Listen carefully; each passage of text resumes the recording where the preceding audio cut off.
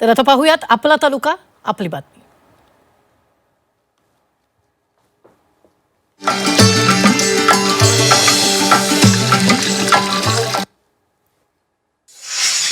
अहिल्यानगरच्या संगमनेर तालुक्यातील वडगाव पान येथील DK मोरे विद्यालयात 1200 विद्यार्थ्यांनी अनोख्या पद्धतीने स्वतंत्र दिन साजरा केला. विद्यार्थ्यांची विशेष बैठक व्यवस्था करून व्यसनमुक्तीचा संदेश देण्यात आला. यावेळी सर्व विद्यार्थ्यांना व्यसनमुक्तीची शपथ देण्यात आली.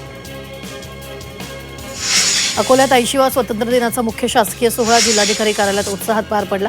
पालकमंत्री आकाश फुंडकर यांच्या हस्ते ध्वजारोहण करण्यात आलं. यावेळी हुतात्मा सैनिकांच्या कुटुंबियांसह स्वातंत्र्य सैनिकांच्या कुटुंबियांचा आणि विविध क्षेत्रातील उल्लेखनीय व्यक्तींचा गौरव करण्यात आला. नाशिकच्या येवला स्वातंत्र्य दिनानिमित्त तिरंगा मिठाईची क्रेज पाहायला मिळते. भगवा, पांढरा आणि हिरव्या रंगात तयार केलेल्या या मिठाईला ग्राहकांची विशेष पसंती मिळते. मिठाई विक्रेते अशोक मेडतिया यांनी देशभक्तीची भावना जपण्यासाठी अनोखी मिठाई तयार केली. वाशिममध्ये भारताचा 80वा स्वातंत्र्य दिन उत्साहात साजरा करण्यात आला. जिल्हाधिकारी कार्यालयाच्या प्रांगणात पालकमंत्री तथा कृषी मंत्री दत्तात्रय भरणे यांच्या हस्ते ध्वजारोहण करण्यात आलं. यावेळी अधिकारी कर्मचारी उपस्थित होते. राष्ट्रगीतानंतर स्वातंत्र्य सैनिक आणि देशासाठी बलिदान देणाऱ्या वीरांना अभिवादन करण्यात आले. भिवंडी तालुक्यातील कोनगाव ग्रामपंचायतीच्या उपसरपंच निवडणुकीवरून मोठा गोंधळ झाला. अनिकेत म्हात्रे यांना 9 तर रजनी नाईक 7 मतं मिळाल्यानं म्हात्रे विजयी घोषित झाले. मात्र शिव चोरोबा पॅनलनं निवडणूक प्रक्रिया आणि मतमोजणीवर आक्षेप घेत आंदोलन केलं. तणावाची परिस्थिती पाहता ग्रामपंचायत परिसरात पोलिसांचा कडेकोट बंदोबस्त तैनात करण्यात आला.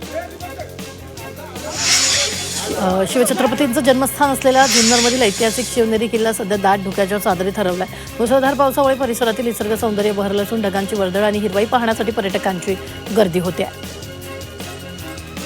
अकोला पोलीस दलाच्या ताफ्यात 18 नवीन बोलेरो वाहनं दाखल झाली. जिल्हा नियोजन निधीतून उपलब्ध झालेल्या वाहनांचं पालकमंत्री आकाश फुंडकर यांच्या हस्ते पूजन करून पोलीस अधीक्षकांकडे सुपूर्द करण्यात आलं. नव्या वाहनांमुळे पोलिसांनी गस्त आणि घटनास्थळी पोहोचण्याची कार्यक्षमता त्यांची वाढणार आहे. वाशिमच्या रिसोड तालुक्यातील दापुरी खुर्द येथील गोवर्धन पांडन रस्ता पावसामुळे जलमय आणि चिखलमय झाला. रस्त्यावर पाणी साचल्यानं शेतकऱ्यांना पाण्यातून वाट काढत शेतात जावं लागतंय. महिला आणि वृद्ध शेतकऱ्यांची मोठी गैरसोय होत असून रस्त्याचं कायमस्वरूपी मजबूतीकरण करण्याची मागणी होते. नाशिकच्या येवला अंदरसूल रस्त्यावर स्विफ्ट कारचा भीषण अपघात झालाय. भरधाव कारनं अज्ञात वाहनाला पाठीमागून धडक दिल्यानं कारचं मोठं नुकसान झालंय. अपघातात एकाचा मृत्यू तर 2 जण गंभीर जखमी झाले. नागपूरच्या काटोल तालुक्यातील चिखलागड शिवारात बनावट दारू निर्मितीच्या कारखान्यावर राज्य उत्पादन शुल्क विभागानं छापा टाकलाय. कारवाई देशी विदेशी बनावट दारू आणि साहित्याचा 54,81,000 रुपयाचा मुद्देमाल जप्त करण्यात आलेला आहे.